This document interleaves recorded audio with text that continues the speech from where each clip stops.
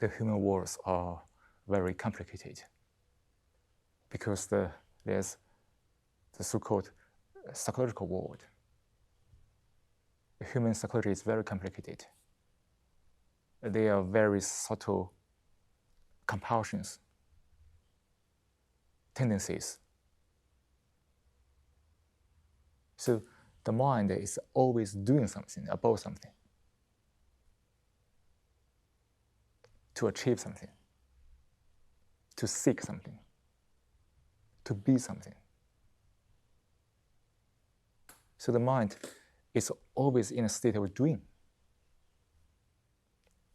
Well, we can say, in other words, in a state of reactions. The doing is propelled by reactions. Reaction means that the mind always has an image of what should be. I should do this. I can be that. I should be that. So the action is always done according to an image. So in that state of mind, it is always seeking, achieving, doing something more and more and more. In other words, the mind is in a state of efforts. It is always making efforts to be that this, to have that, to achieve that, to avoid this, that, and so on. So our life becomes rather restless because this constant doing psychologically.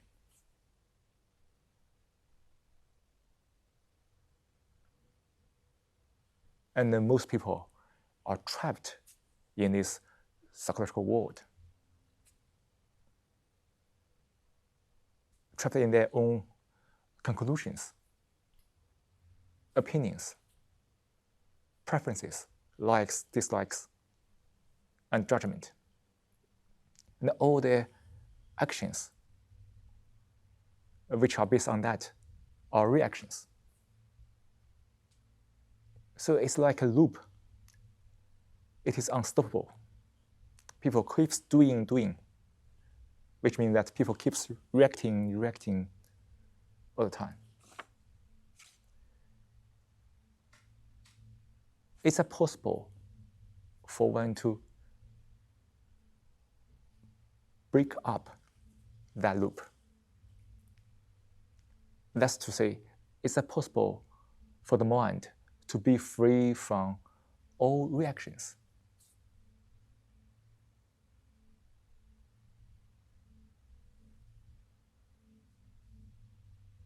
Without reactions, the mind can really act.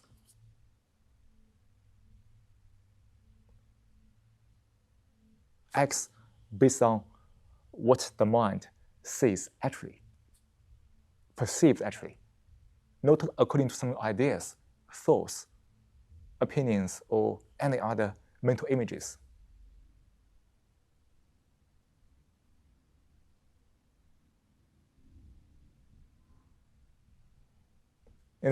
Most people on this planet, not only in this society, everywhere, their mind is trapped in reactions.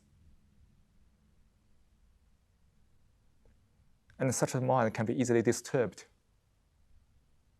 They have various arguments, quarrel, dispute. And they are always dissatisfied with their life.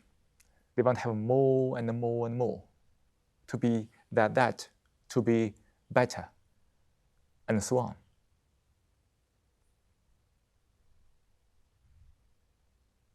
So their life is merely propelled by various psychological factors, illusions, ideas.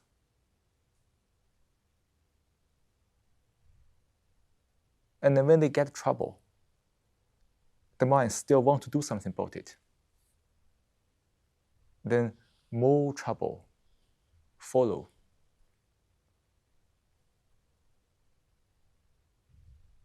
Therefore, you see, there are various writers writing various books about psychology. There can be various theories, ideas, even practices, even the philosophy books, also the religion are dealing with this. But they are not dealing with the actual issue. That is, the mind keeps doing something unnecessarily.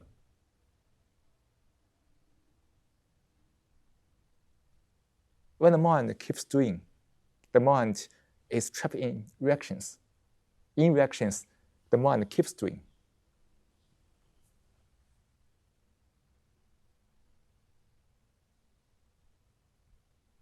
Therefore, it has become rather urgent and important for one to find the right approach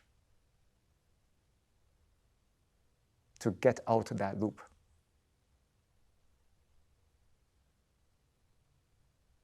When the mind is in reactions, the mind is propelled by various thoughts.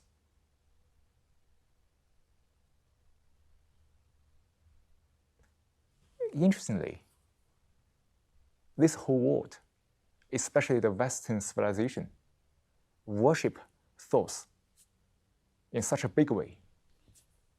We don't condemn thoughts. Thoughts, of course, have their functions, right? Like this technological world, we need thoughts, the knowledge, to develop it. But why do thoughts overflow into the psyche? For most people, psychologically, they also worship thoughts. Perhaps thoughts create such a psychological world where various images of what should be or what should not be. One can not only impose that on oneself, but also onto others. You should do that. You should be that. I should be that. And then in this very compulsive state continues.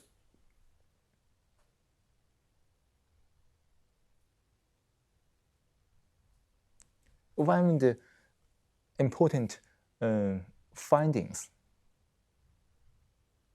the mind can come upon is that thoughts are never important psychologically.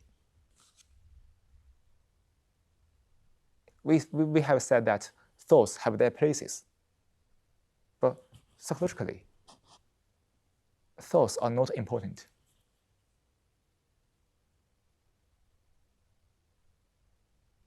We don't say we should have no thoughts, but can we put aside all the thoughts? We don't condemn the thoughts. We don't say, oh yeah, we should have no thoughts. We don't say that. We say it's possible for one to put aside all the thoughts. Because now we are inquiring the possibility to break up the pattern or the loop of this constant doing, these constant reactions, and so on. And then we see that reactions are rooted in thoughts. When the mind is trapped in this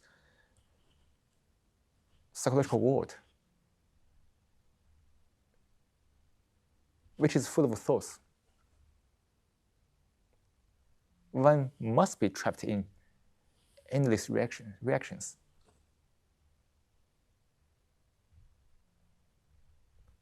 So can one now put aside all the thoughts?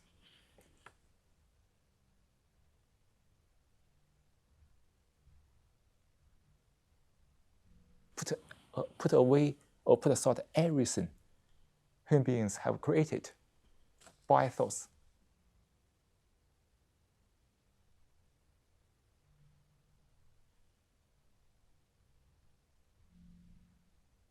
When the mind is not occupied by thoughts, the mind has space, right? Because for most people, the mind is rather full of ideas, various ways of thinking.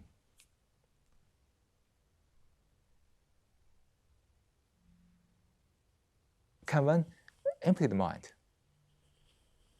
So the mind has tremendous space to look, to perceive, to observe.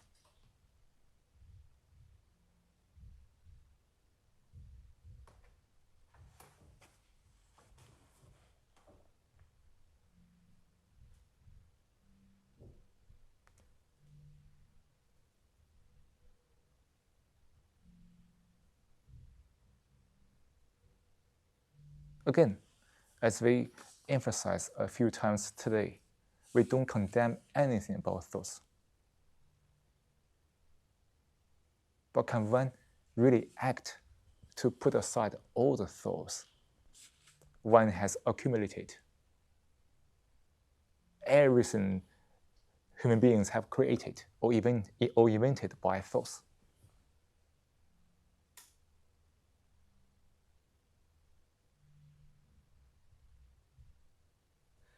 May I ask a question? Yes. What do you mean by psychological? How can I tell some thoughts belong to psychological field? Okay, so what is psychology? What is this so-called psychological world? This psychological world, which is a product of thoughts, is self-centered, isn't it? Everything about me, psychologically.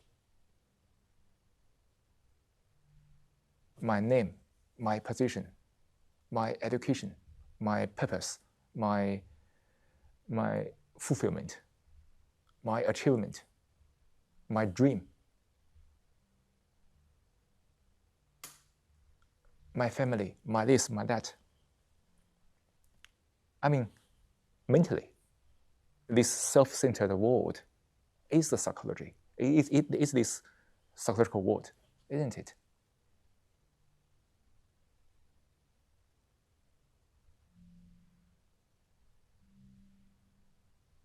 Because they are all about various thoughts, ideas. And when the mind keeps thinking about that, keeps thinking about me, the self, it is always in the moon of thoughts.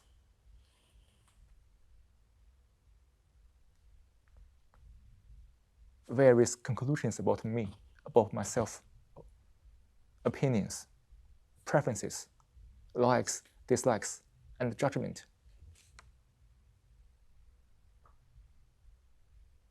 And in this psychological world, there's constant becoming, right? I want to become something. I want to be this, be that. And also in this psychological world, there's constant seeking fame, seeking position, seeking success.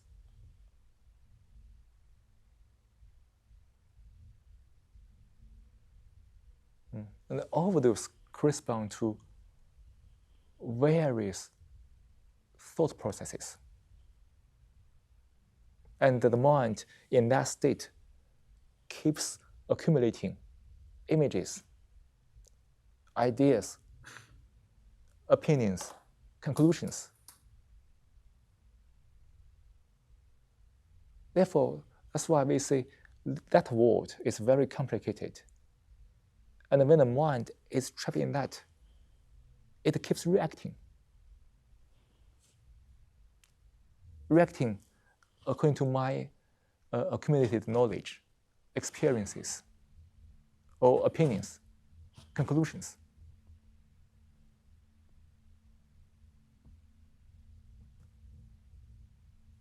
And it seems that most people are living in that constant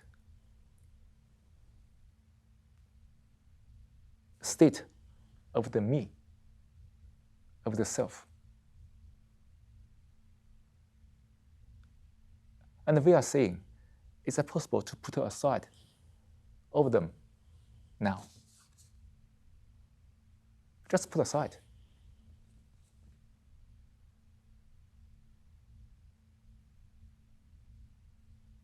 Just like we are sitting here, putting aside everything means that we are all observing now.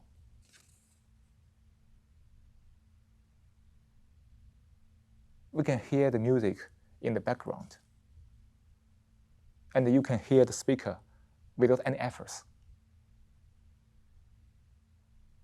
And you can also feel yourself sitting in a chair.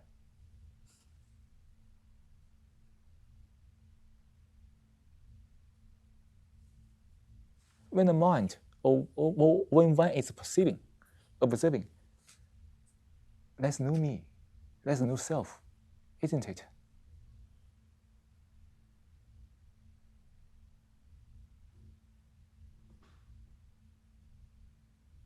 Now the mind can pay attention to everything around it. Sound, the body sensation,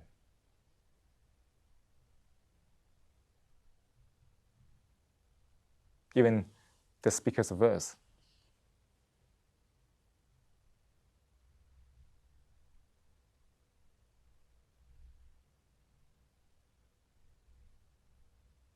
When one is doing that, one is not thinking.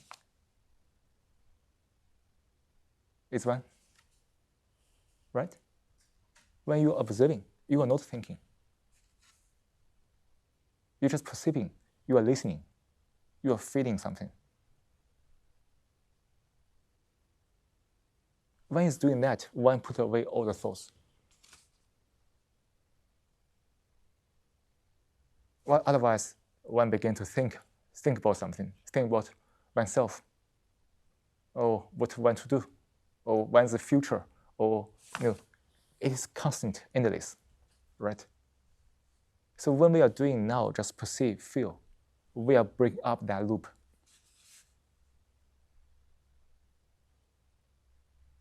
You see, this demands one's diligence.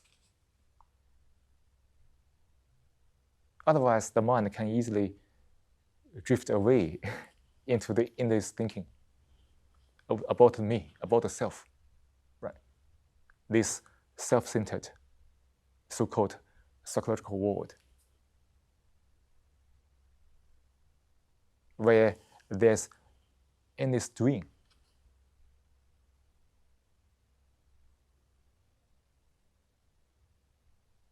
But when one is really perceiving, putting aside everything, the mind is looking, listening, perceiving, observing.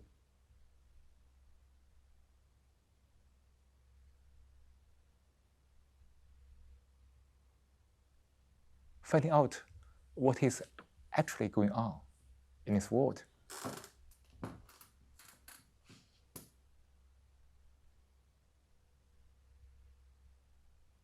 And this is non-doing.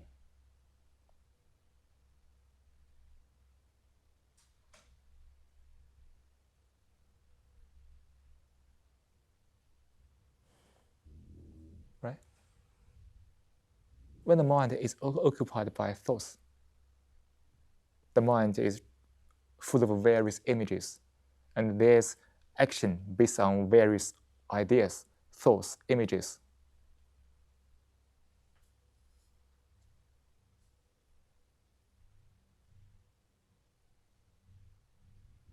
It is doing, which is the reaction. But when the mind put away everything, just we are doing now.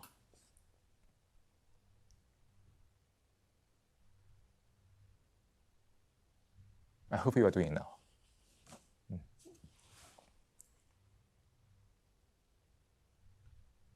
Putting away all the thoughts, ideas,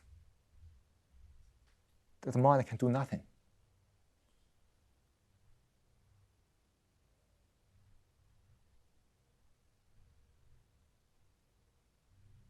So in non-doing, the mind is observing deeply.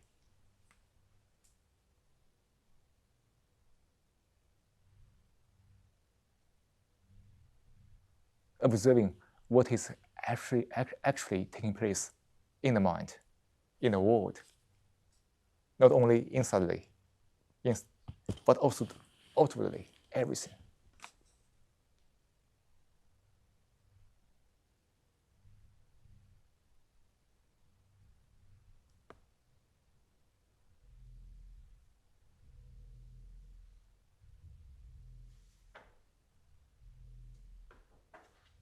And when the mind is able to observe the actual situation of life, there's a real action. Right?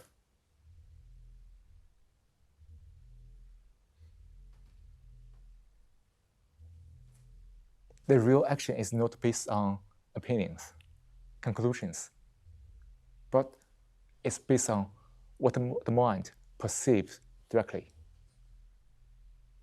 The actual or the factual living.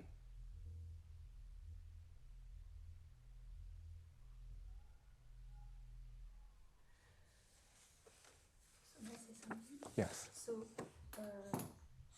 non-doing is not something we would like to achieve. No, we can't achieve it. Non-doing is not an image we would like to realize.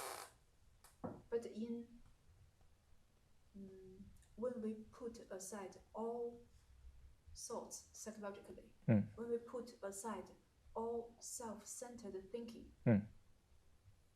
the mind are doing non-doing unknowingly. Yes. Non-doing is not something one can achieve, because something one can achieve still in this psychological world to make efforts. But non-doing is that one just put away everything, put aside all the craving, all the seeking, all the achieving. In that actually doing that, there's non-doing.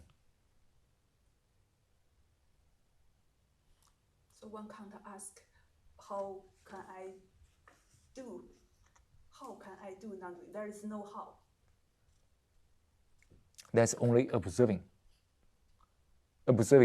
where is doing.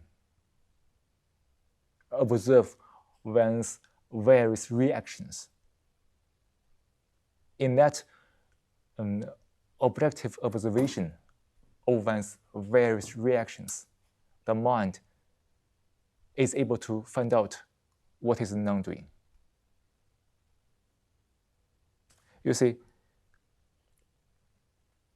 like the second paragraph here, look, but have not seen. Listen, but not have heard. Touch, but have not felt.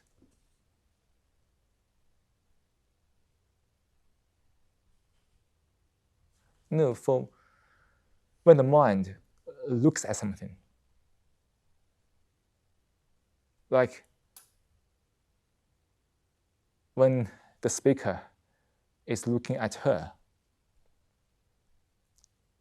the mind must be able to observe what is going on the mind. Because for most people, when they look at something, thoughts have already immediately worked, right? Begin to size up the person, judge based on what the mind has seen. maybe the mind is guessing the background of this lady. So you see, various thought process has already started when the mind is looking. Can one look while being aware of that? Just like when the mind is looking at Lily, just look at her as it is, without letting the thoughts be involved to judge, to interpret, to evaluate, or translate. At the same time, when we listen, can we listen to somebody or something as they are?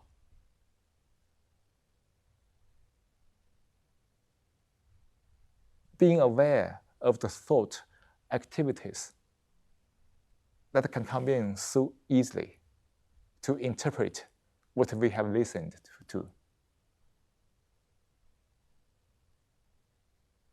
Just like when we are listening to somebody speaking, can we just listen and find out what one really wants to speak? That's to say, when we are doing that, the mind must not be trapped in the reactions to the verse, right? But you see, it is rather easy for many people to be trapped by the verse they have heard. Therefore, they have already stopped listening.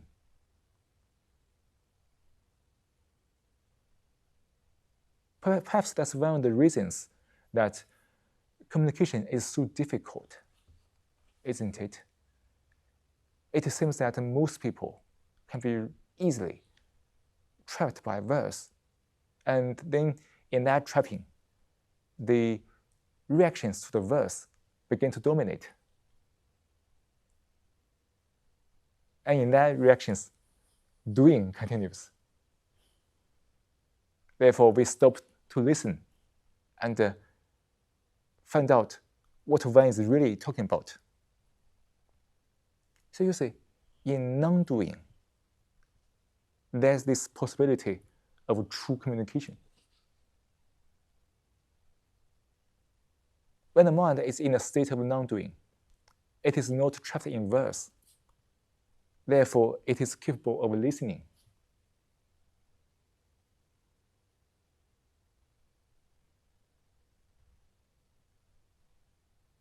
Similarly, when we touch something, we can immediately feel something. But when the thoughts come in to interpret,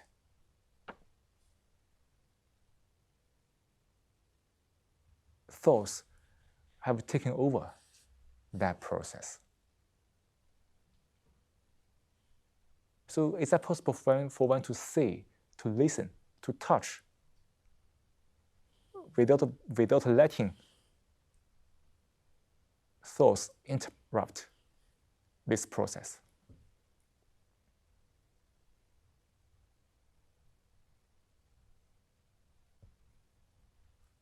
Just as you are doing now, when you are really listening to the speaker.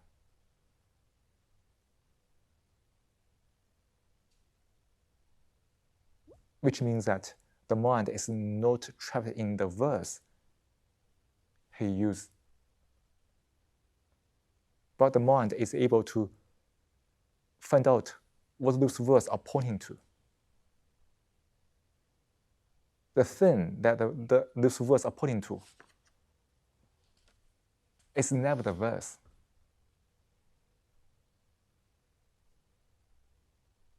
And then when we all see the same thing, words are no longer important.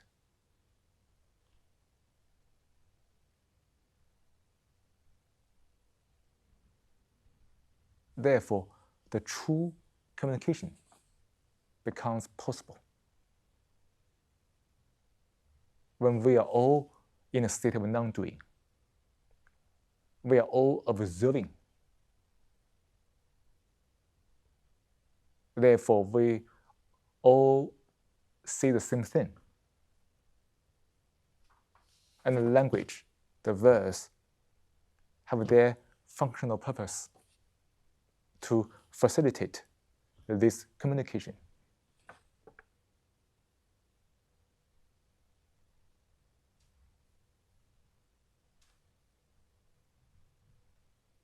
But you see, in this world, most people are trapped in verse. Therefore, they can't really listen or see.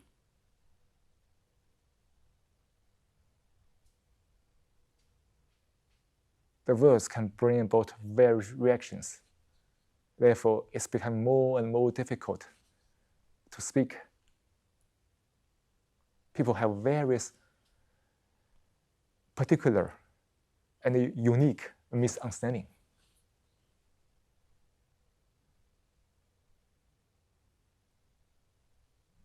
The mind keeps judging, evaluating, and speculating.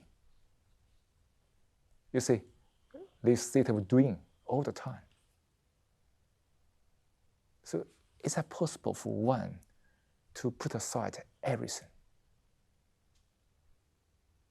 and stay with this moment? Everything around us, to feel, to perceive.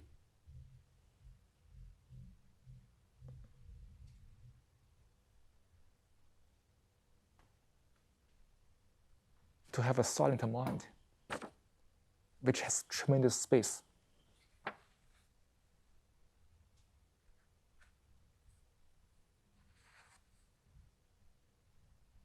It is not difficult to say as one is observing. The mind can be easily filled by anything. Right.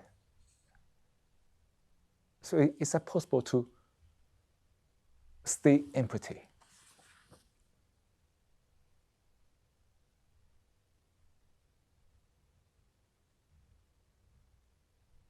That's to say, one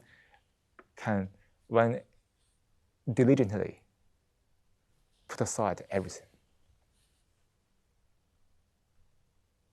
Things are so easy to come back. Especially for people living in this modern world. There are various things around one. Various psychological demands from other people. Can one simply put aside everything regularly? So, how, if it's possible to put aside all the thoughts, how do you live then? Because if you, like, I'm, for example, studying, working towards a future, you know, getting a degree and then having a good job. But if you want to live like according to the Tao, how does a life like that look?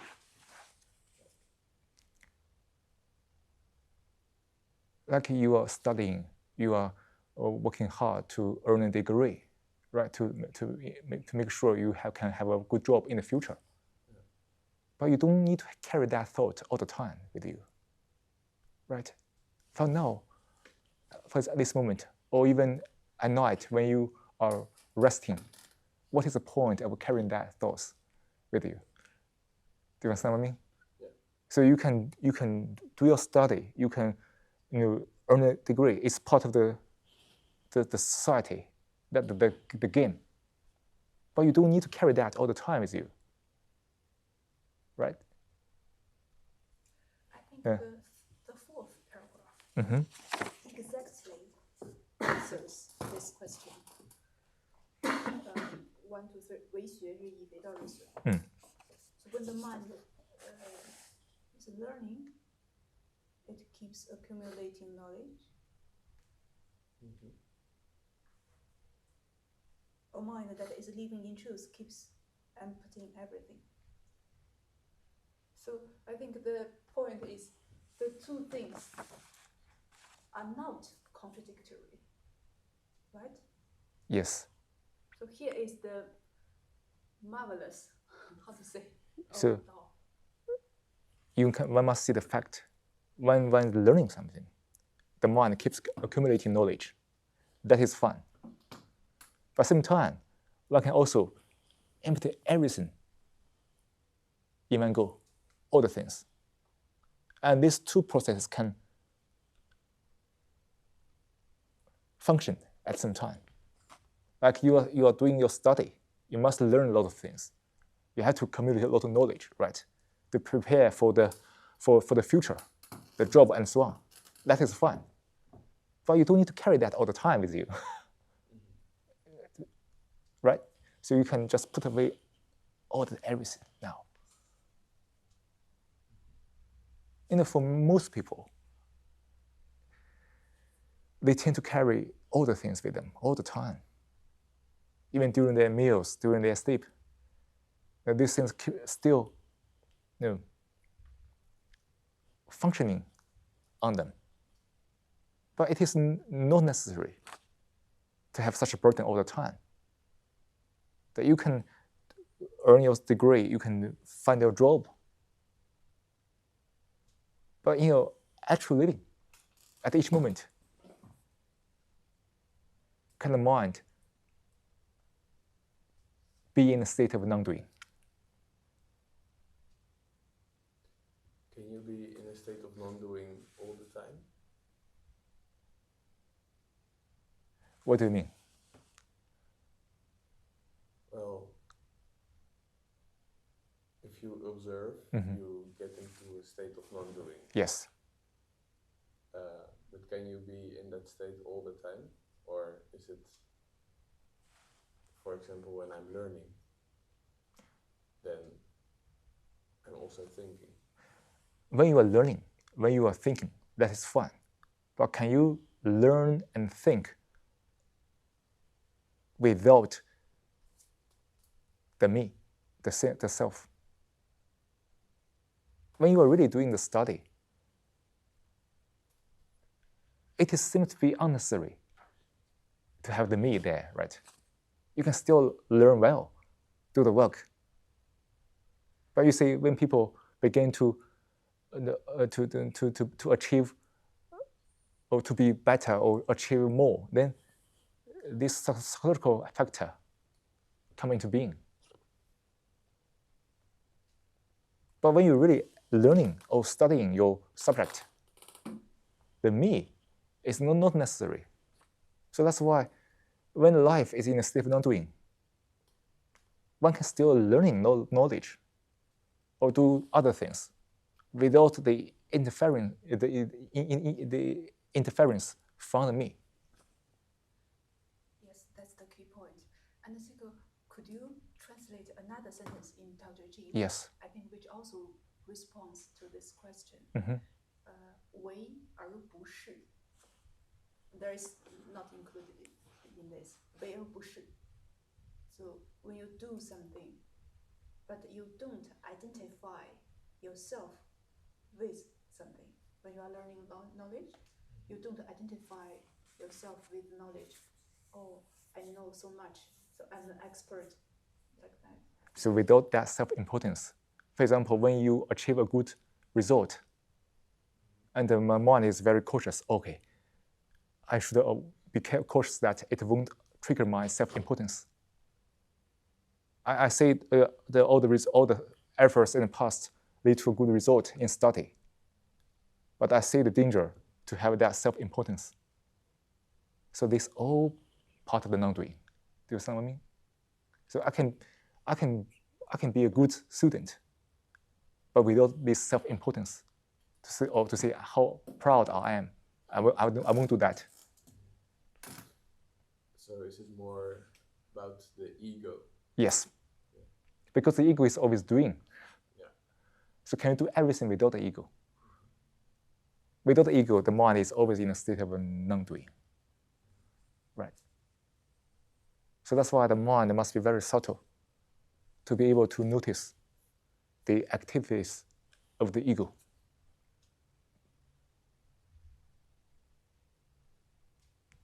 And we can study, we can work, it doesn't matter. But can the life be free of the ego? That's to say, can the mind be in a state of non-doing? The same thing.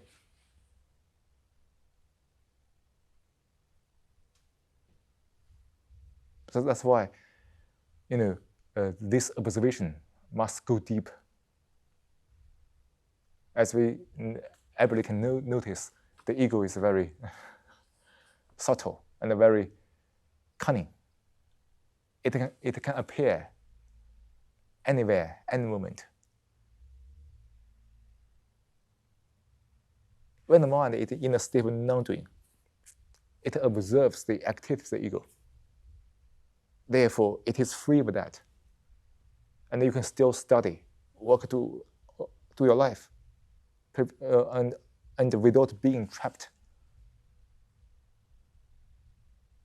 And you see that, like earning a degree, work is part of the game of the society, and you have to have the proper, skill to make sure you have the living that provides you the physical security, right? You see the fact that, and your action based on that is reasonable, and which has nothing to do with the ego. It has to do with the me. Sorry? You earn a living for yourself. That way of thinking is very dangerous, right? Because the society has always no propaganda in this way. But it's not, as a human being, we need to survive physically. But now the society is merely commercial. Everything is based on money, money, money. That's why I have to make a living by make some money. But it is based on the fact that the society is like this. Not I want to make a living for myself. When I say I make a living for myself, then the ego thing comes back. But when I see the fact that I have to do this, otherwise I can't survive physically, and then there's no me inside. Can I say we make a live for the preservation of this organism, this body, for the basic existence, but not for the psychological self. Can I say that? So that's why the mind must be very subtle to kick out all the egocentric elements. Like as we said, just this example, for make a living, I see because the whole world is like this, it's become very, very tough. And I see the absolute necessity of the physical survival, right? And I do for that, not for the ego. Then your whole action is reasonable, it's a sin, without the interference from the ego. But when the society said that you make a living for yourself for a better life, I say it's nonsense, because it's merely the promotion of the ego. I see the danger of the values that are being spread in the society. It is not only divisive, but also very destructive, making one more and more isolated. And everybody seems to have this disease of self-importance. And there's endless argument, fight for nothing. So I see the truth, therefore I discard the wrong thing. I know that, well, I have to physically survive, otherwise, the mind can go crazy, right? We don't want that. That's something very reasonable. We need the physical survival. So our mind, our neuron system can be peaceful. That's something absolutely necessary. But can we not translate that into the psychological world? Oh, I need to make a living for a better life. Or you see, that story just distorts everything.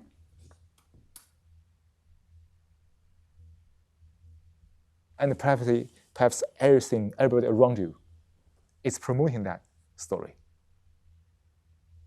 And one must be able to stand alone, to observe. Never follow anybody.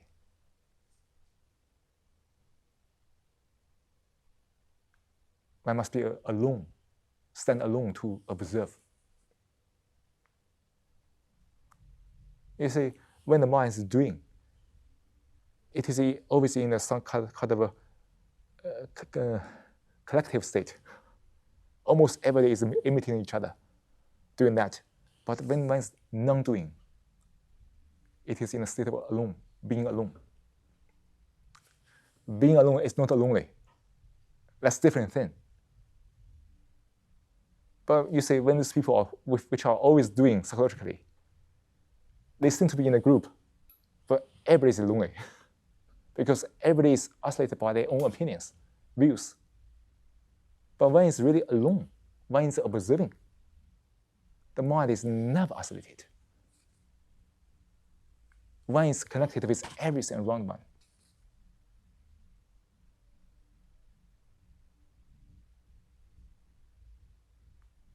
And when it's really in that state of non-doing, one can find out the ultimate clarity to live in this crazy world.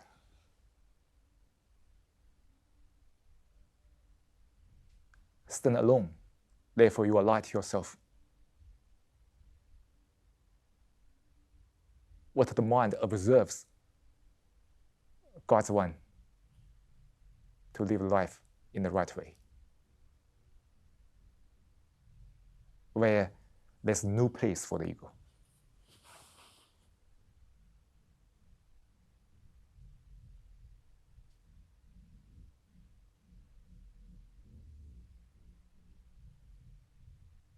Any more questions? We can just have this discussion, go in a little deeper. Yeah. What drove you to want to teach this? From which place did it come? It's what drives the speaker to do this.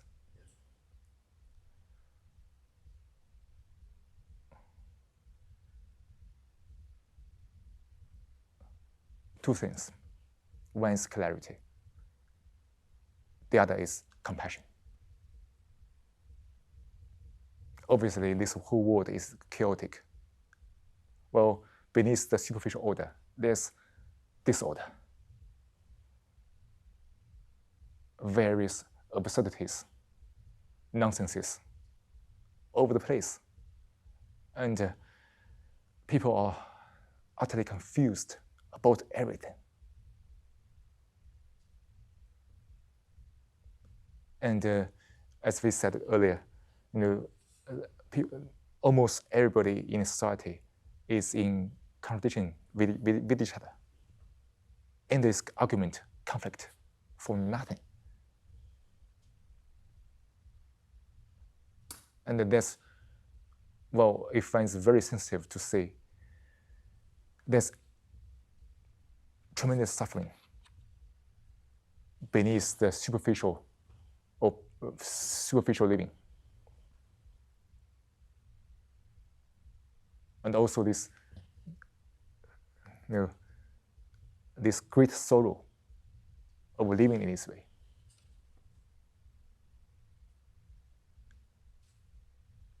So seeing that, the speaker no longer is no longer part of that. That's why he's doing everything he can in the past 6 years to organize this kind of sessions, to have people sit around if possible, we can have a deep conversation to look at this issue together.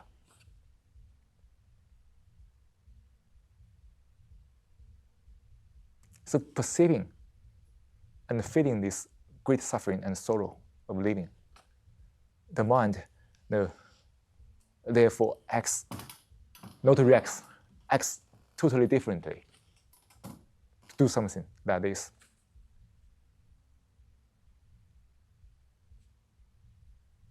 Otherwise, this whole environment is very encroaching. And we must doing this to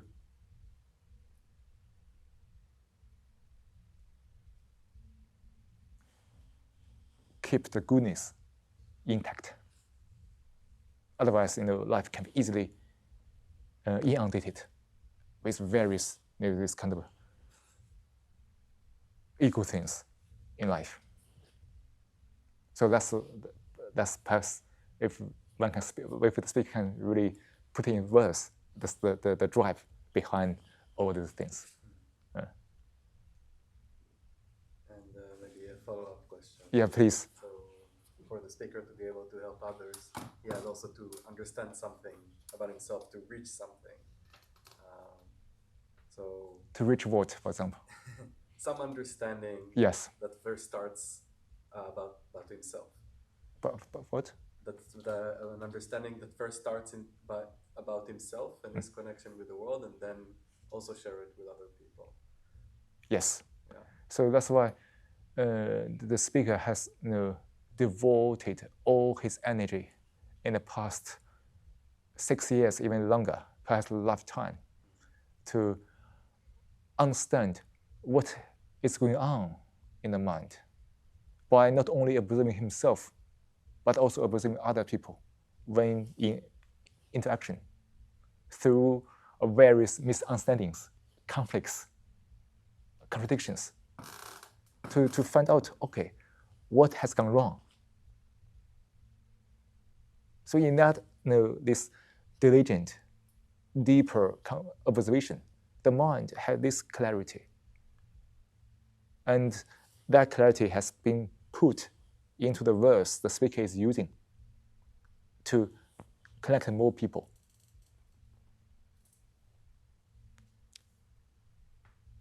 And of course, this process is never easy, because when the mind is in conflict, it can be emotional. But to observe objectively demands the mind being free from the interference, from the ego, or from the emotions, opinions, judgment. Because this doing part is very active for most people. But when it's really observed objectively, non-doing is taking over. And of course, doing this demands the speaker himself to be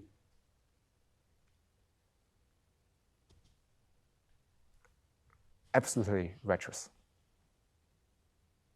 to be absolutely selfless, because otherwise he can't do this to other people. Any little hypocrisy will destroy this.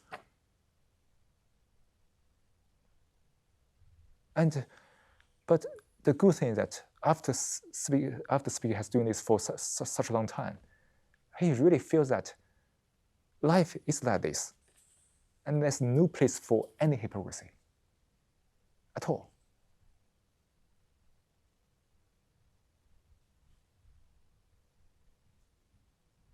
In goodness, there's no hypocrisy. And little hypocrisy destroys goodness.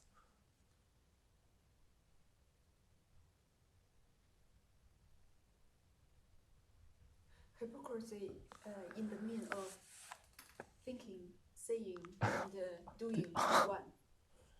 Hmm? Thinking, talking, In and You mean being free from the hypocrisy? Yes. That's the one.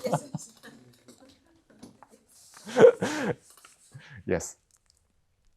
Thinking, doing, and seeing all point to the one thing. But look at this world. Most people think something different, speaking something also different, also doing something totally different. Our mind is so fragmented, so divided. And in those numerous fragments, there are numerous reactions, because each fragment corresponds to various reactions. So the mind keeps doing, dividing, like the politics has shown to us. Endless division for years, for centuries. For what? Nothing. Right. I hope this has answered your question about, yeah. Yeah, I did. I'm interested if it's okay to ask. Everybody can ask any questions. Okay, about specifically this passage about the man learning keeps accumulating and emptying leads to a state of no effort. Yeah. So it seems to me that you can't really start with no effort. First, you need to learn something, and then you can empty it. Well,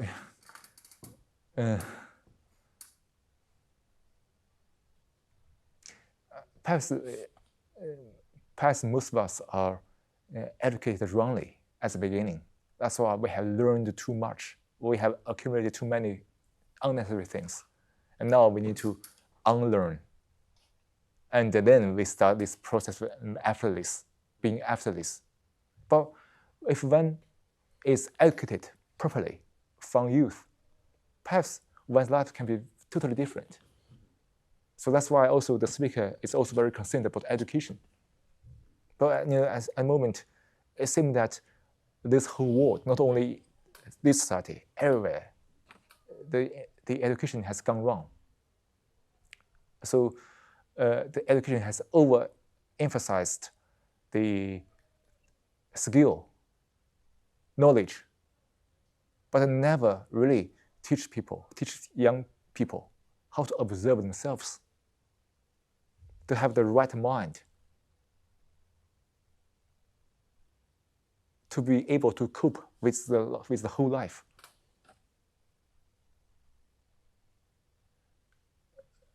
Technologically, thoughts and efforts are necessary to achieve something marvelous.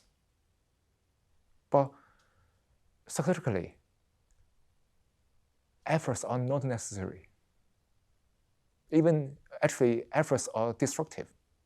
Because when there are efforts psychologically, people want to achieve, want to be successful, want to, it is already off the target of the education.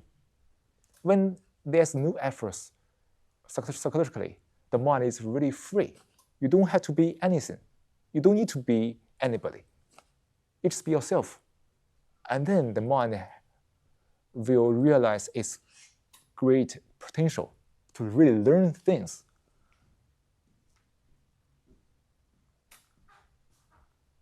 So some people, perhaps you and other people, only a small part of people in this world,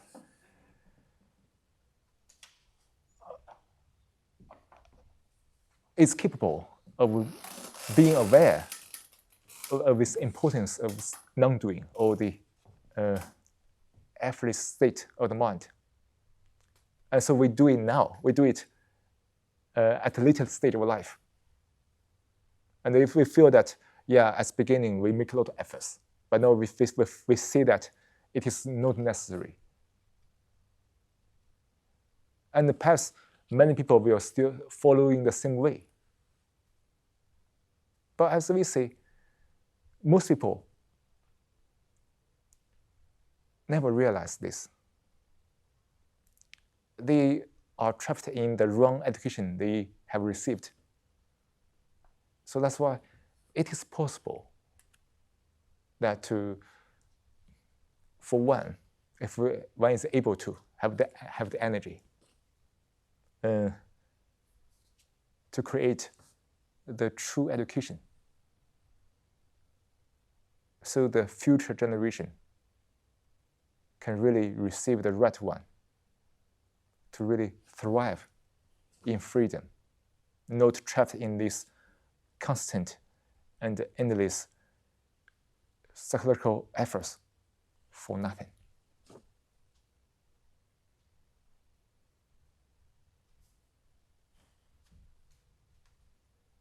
I hope this has answered your concern. Yeah. I have to go. Sorry. But thank you for the talk.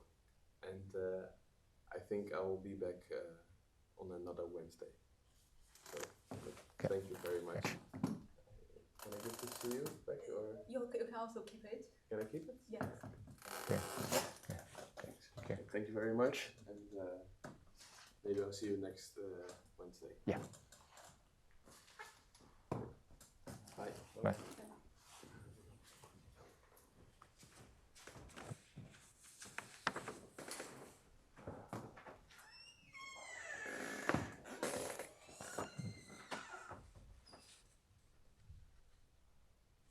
Let's continue this conversation. Okay. Any questions you would like to ask Joyce and this gentleman? Joyce, you can see a little. Otherwise, I need to turn my head around.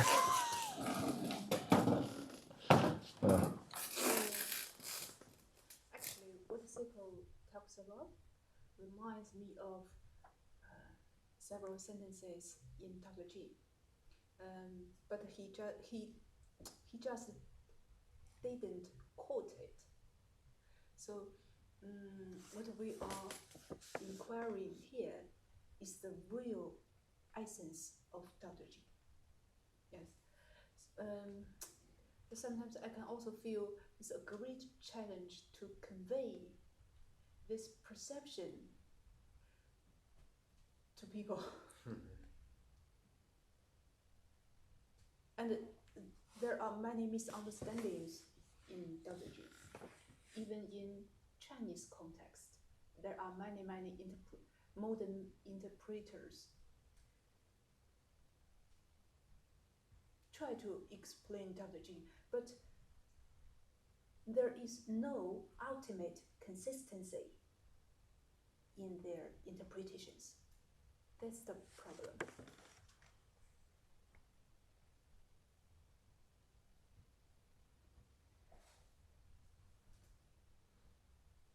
Yeah, I was thinking about when people are born, like babies, all they have is the self. You know, they are not barely aware that there are other people existing, and if they want something, they scream until they get it. They don't care about anything else. And when they grow up, they start to understand that there's other people, but the self is very, very big and very powerful. And only when we have experiences in our lives and we start seeing that there's other people besides just me, suddenly the self takes us a more natural state in the world. But that takes time and experience and exposure. And it's not something that comes naturally. The natural born state is there's only self and nothing else matters. And it feels to me that the type of maturing is to reduce the self and understand that it's a self among many other selves. And that's the type of kind of like a shedding of something that you thought you knew about, that there's only me, I'm the most important thing, and then you let go of it over time. Yes. Yeah, the reason I'm saying it is because you said it's very tough to explain the Tao Te Ching. Part of it is because maybe not everybody had the kind of experiences in their life that they can, when they read this text, it translates to something for them. You know, if you tell this to a 3-year-old child, there's no way they would ever be able to understand it. I don't know if that makes any sense.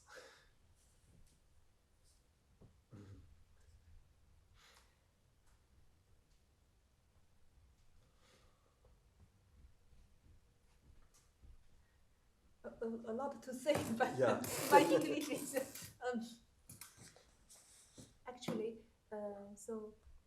First, I think in Tao Te Ching, so baby, so Lao Tzu admires baby very much.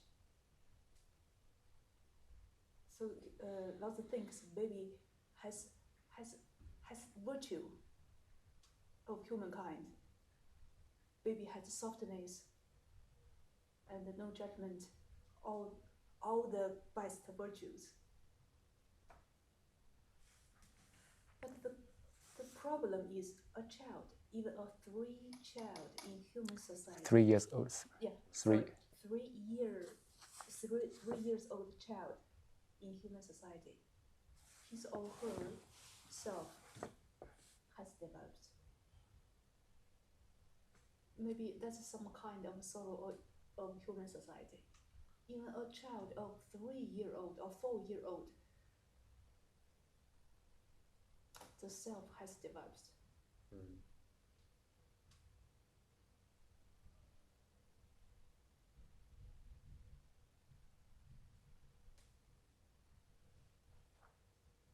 So when the baby was just born, it is in a very tender state. But this human world is full of all kinds of things invented by human beings. So the mind of the baby is so vulnerable. It can, this corruption can take place so early.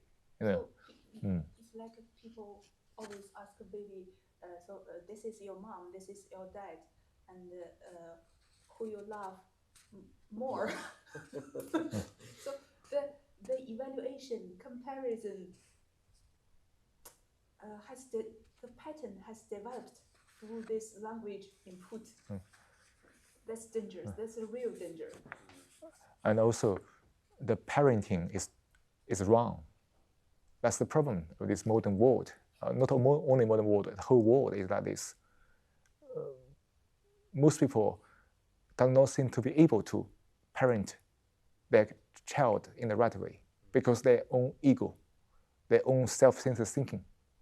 So every way they say or speak or they do is out of that egocentric thinking.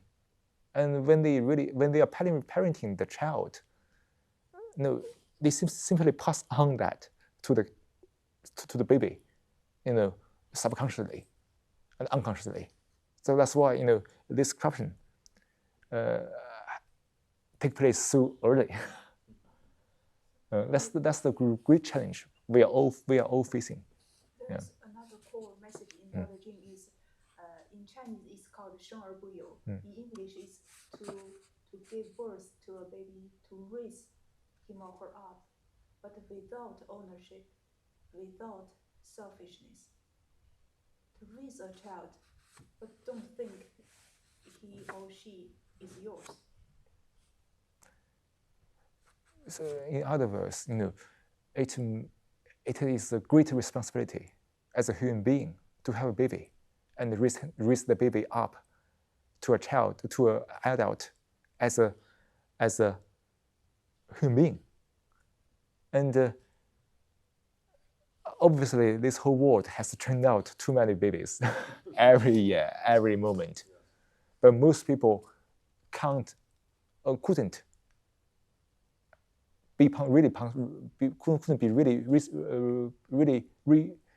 responsible to raise the baby, because they don't know. They haven't even figured out their own life. They are in a chaotic, confusing state, and everything continues from one generation to another. And as you say, yes, as one grows up, as one begins to realize there are more people around one, and one is not the most important thing. And that's why one has to readjust oneself into this whole environment. But perhaps we can go a little further. That's part of the maturing. But maybe we can go a little further. Is that the ultimate maturing is to end the ego, the me.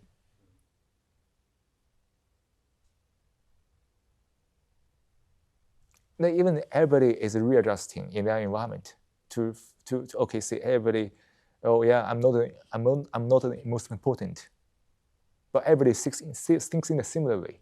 Still, no, almost everybody still have this kind of egocentric thinking, but at the same time to balance oneself with others. However, the conflict still are still there, and this kind of isolation or separation are still there. We can't really, it's very difficult for two persons to really have such a deep conversation, for example. Right? Most people stay superficial, and then they just live their own life by closing the door. And in that way, it is much better than before, than this merely self-centered state. But still, the suffering, the sorrow is still there. And now I say this, I think it's good, but for myself, I think it's not enough. I need to empty me, end the me. I know most people still living that way, that's fine.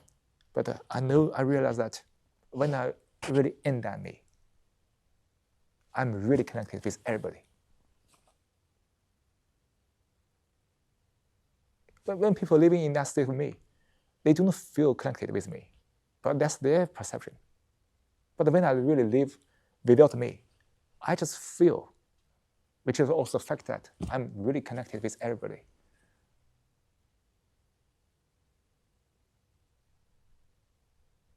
So is that the me is not necessarily gone, but it's a bigger me, it's a different me? So for example, the speaker made the effort to organize the session and print these pages and invite people for the benefit of everybody, which is maybe the new me. I understand what you mean. Yeah. So that me is not this psychological one, not the ego. Yeah, exactly. Not the ego. The ego is gone. Yes. The me stay in the right place, right? Mm-hmm. Mm. So we can still have the me function properly to guarding the physical survival. Yeah. But psychologically, the ego is totally unnecessary. Yeah. And we need to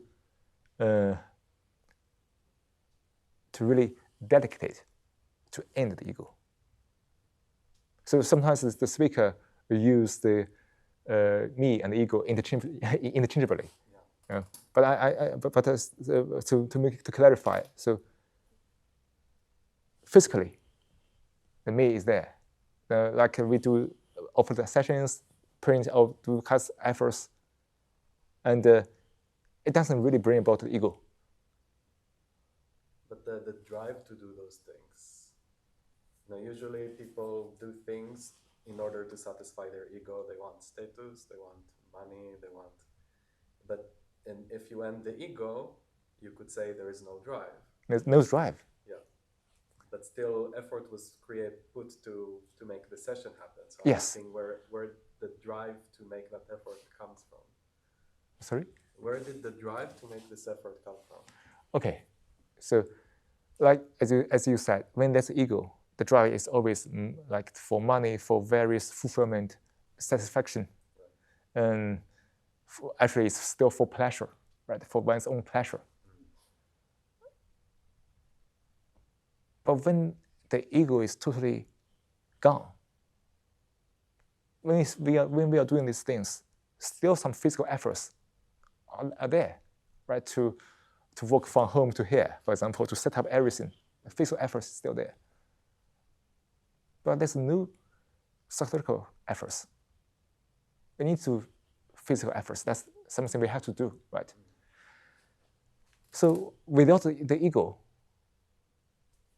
where does the drive come from, right? When there's ego, the drive is thought.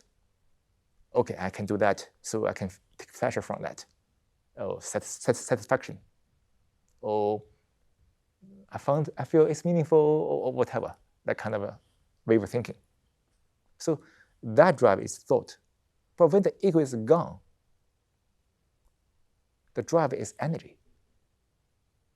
You have abundant energy. One must observe and see that the ego has dissipated a huge part of the energy. The ego is very energy hungry, right? You see so many people are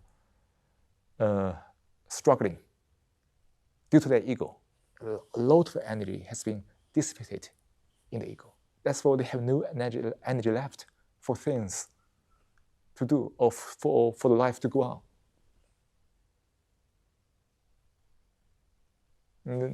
Nowadays, many people are watching the TVs, series, streaming in the mobile phones or the devices to make the ego satisfied. All the energy has gone to that. So that's why for the ego to do things, they need this kind of a purpose, this kind of the target for personal pleasure, satisfaction, fulfillment. But when there's no ego, life is full of abundant energy. And the energy must go out. Otherwise, the energy stay here, only go back to the ego things. Because we are human beings, we are never isolated human beings.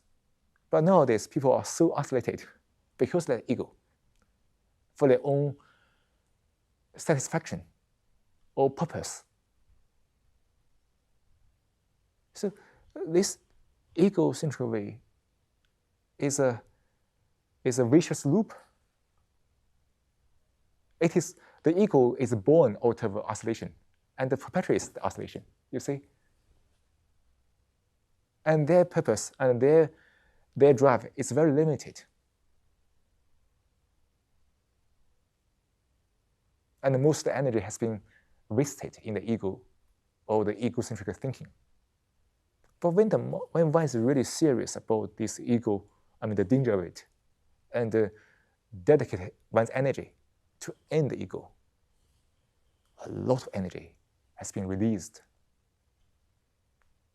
Life is fully alive. And the one must find out how to consume the energy without the ego thing. Obviously, energy can't be stored, can't be stored up.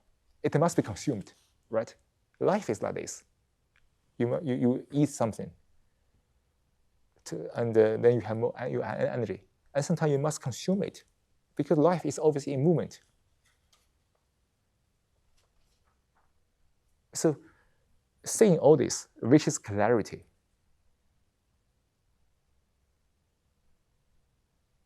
The mind or the whole body must act to let the energy go out to other people, which is compassion. So that's why we say, without the ego, the drive is the energy itself. It's not that the speaker wants to do something. Know that. The speaker feels that it is absolutely necessary to have these things set up here, regardless how many people will be here. Even 1 person, 2 person, it doesn't matter. As long as there's 1 person who are willing to sit down here, to listen, to really converse deeply, that's enough. So this is energy as a driver is a non-doing. Yes. Yes. Non-doing. Therefore, the energy has been saved from the endless doing. Mm-hmm. And then the energy must go out naturally. Because we are human beings, that's a natural thing. And of course, during this process, you need to apply some funding or to get some money to prepare everything. The physical efforts is not a thing. But when there's psychological issues or efforts, this thing, any physical efforts, is a thing, it's a problem. Cico, Yeah. If I respond to this question Yes. in the following ways, Yeah. so I'd like to know what's your feedback. Okay. First, when one sees the self-isolation is like a wall, that is an illusion, that is a wall built by thought, just the activity of neuron loops is an illusion, the self-isolation. So when one sees that, one breaks that prison and touch upon the freedom. That freedom is energy to do things. That's when one sees the self is an illusion, and naturally one would like to not help. Help is not accurate. Just to facilitate people to also see this fact, see the truth. So maybe the speaker can speak in this way for you. So like this oscillation, which is the wall created by the me, by the ego, is based on various dream. So this maintenance of the wall consumes a lot of energy. So when one demolishes that wall, it relieves the energy. And when there's no wall, there's non-doing. The doing creates the wall. Second point is, so when one understands the whole content of consciousness, the structure, the nature of consciousness, in the understanding,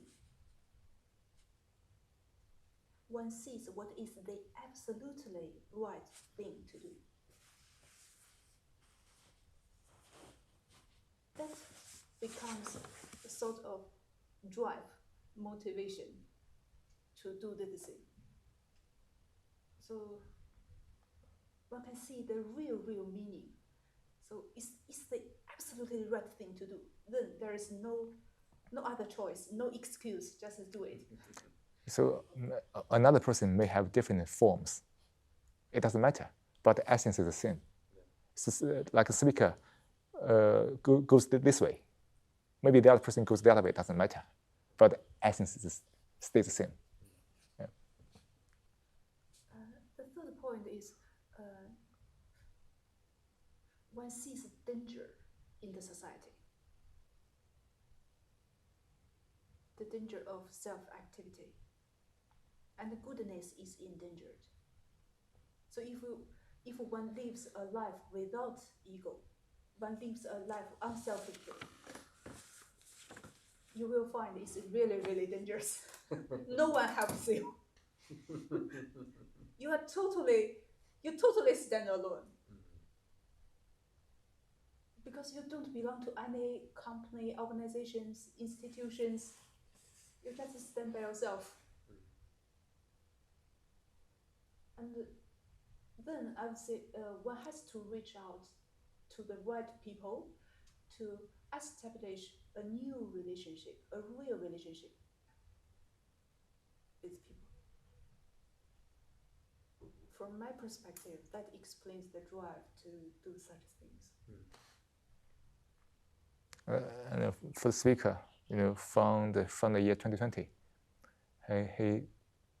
he put aside everything in the society. So now he belongs to no groups, no companies, no organizations. Just a person stand alone. Also with Joyce to organize various things around these kind of deep topics. As Joyce said, that it's not to help anybody, because help implies a purpose. But it's just because, well, what matters is to let this energy, which is free of any conflict, go out to people. And it may facilitate people, but well, it's difficult. It's never. It won't help anybody. But this energy and this thing must go out. You think this is also how Lao Tzu wrote, with this kind of energy? What? So Lao Tzu. Lao Tzu, yes. He wrote. Yes. The book. Yes. So I suppose he wrote it from a place of energy, not self. And maybe that's also why it's so hard to understand. Yes. Yeah, I understand what you mean. Yeah. Yes. Lao Tzu wrote the book out of his own energy flow. Yeah, truth. Yeah. That's true. That's true. That's why it's difficult for many people to really understand what he says,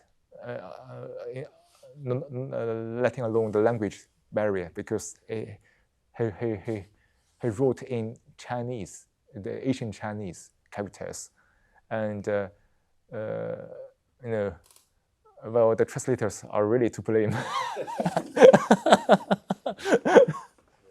Yeah, because when the translator can't understand what the Lao Tzu says, and his translation makes no sense. And every word is very meaningful. Yeah, if you get it a bit wrong, then it's yeah. That's a bit I said I like Zhuang Tzu. The reason I like him is because he tells stories. Yes, yes, I understand. Yes, that's easier to translate. Yeah, exactly. Yeah. And also, well, Zhuang Tzu actually means the same thing with Lao Tzu, but he wrote his essay by introducing more stories. That's relatively easy to understand, and especially for the translators, it's also easier to translate. Yeah, so if I try to read the Lao Tzu, and it's very tough without guidance. That's why I stopped, because I know I'm just going through the words, but nothing is really going inside the head. Yeah. Understand. So when the speaker was translating the Lao Tzu, he has to figure out the right way with English expression to express the same meaning without translating each word, because the meaning much more than translating each word, especially in this context of what Lao Tzu has written, and also a lot of things are very difficult to translate, because the meaning, which is only valid in that ancient Chinese context. But so that for that part, the speaker has delete that from the translation, or give further note to let people know this part is valid in the ancient context, but not in the modern English context. But in general, well, what Lao Tzu says is just this: the whole energy flow without the ego.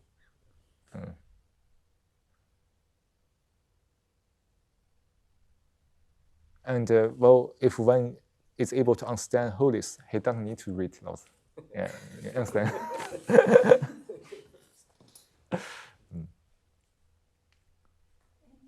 I ask, how did you come to Zhuangzi and Lao Tzu? Because for most Westerners, it's not, how to say, it's not natural, or? Yeah, in the West, most people only know Lao Tzu because he has these very famous sayings, and Zhuang Tzu, even though he's a bit easier to read, it's less easy to quote, maybe. Yeah.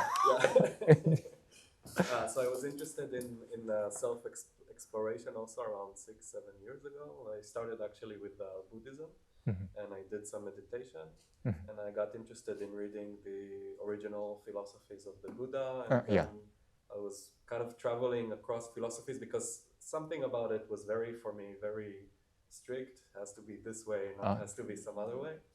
And when I started reading about the Tao, which for me is much more fluid philosophy, it's less about rules and more about being, I felt like something about it kind of drew me in. So that's why I started to read. First I tried Lao Tzu and it didn't really work for me, but when I read the Zhuangzi, it really, yeah.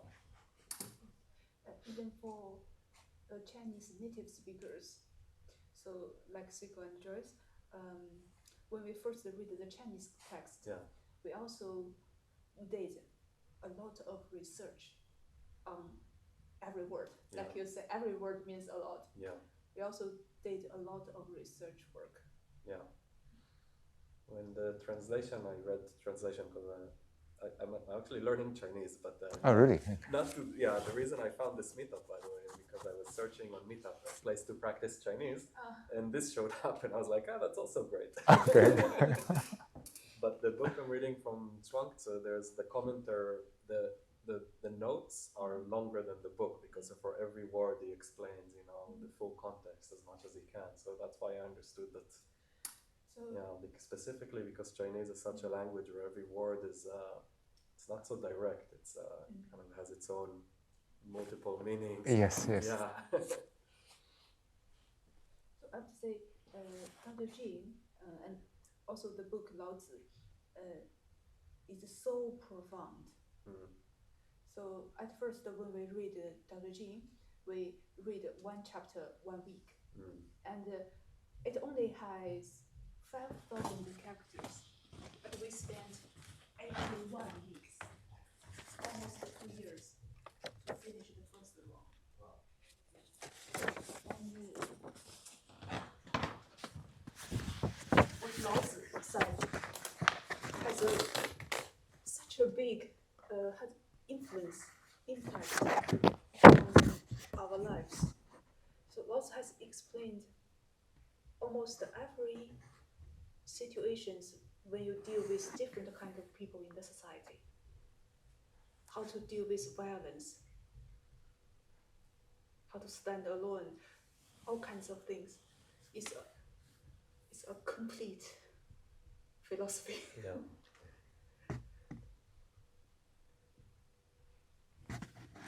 And then also, like this sentence, regardless how big or small, much or little, respond to the illness with goodness. That's something which can be very difficult to do for many people. They always know, especially in this Western civilization, revenge seems to be very popular. From all kinds of movies, they are always promoting the idea of avenge or revenge.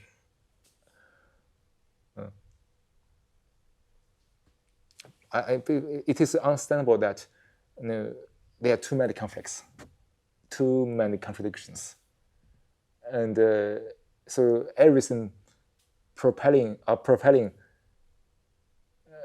the tendency of revenge. That's easier. But can one put aside all this and respond to any ill deed with goodness? That's non-doing, right? Revenge is merely the continuation of the reactions. Like, the war now taking place in the world. People tend to lack revenge to air their grievance, but it's never stop. It's always endless. Also in one's daily living, people have different problems. There are very subtle contradictions, and also the revenge is so easy to take place. And everyone's mind is very sensitive to all of those. So everything becomes from bad to worse. So can one just stand alone and respond to any ill deed with goodness? That's require the mind to stand alone and observe. to end this endless aggression. I can't depend on anybody else to end it, because then everybody can think in the same way. Then nobody stops again. I can only do myself. I say everything must start from myself. So I must end it. So no matter what other people's behaviors, reactions, I won't respond to that. Or if I have to respond, with goodness. When he's doing that, one's world is totally different, because the world is free of all the aggressions.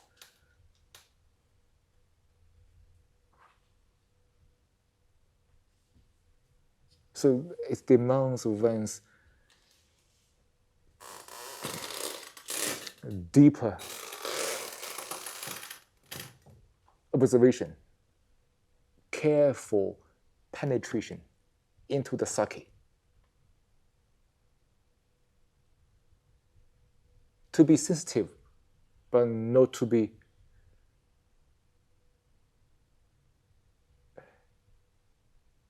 not to be trapped in reactions.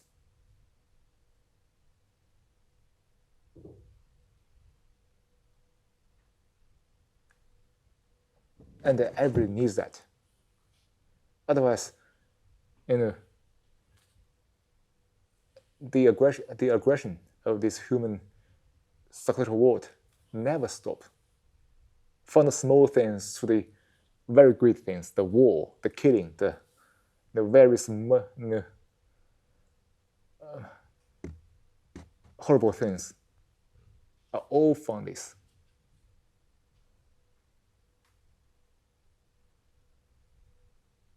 Even, like for example, the war between the two countries, and the other country will continue give weapons, all because of ego things. They don't really care about the people of the in the ordinary life. Politically, they are all ego things. So see the danger with that. Because everybody responds in a revenging way in their daily life to all the small things. Therefore, to the same thing in the politics, they continue their same pattern. The same pattern way of thinking, the same pattern of this habit of this kind of defending, overcoming, and controlling.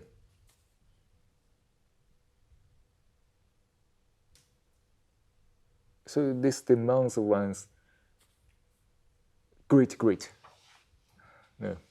observation to really act. Goodness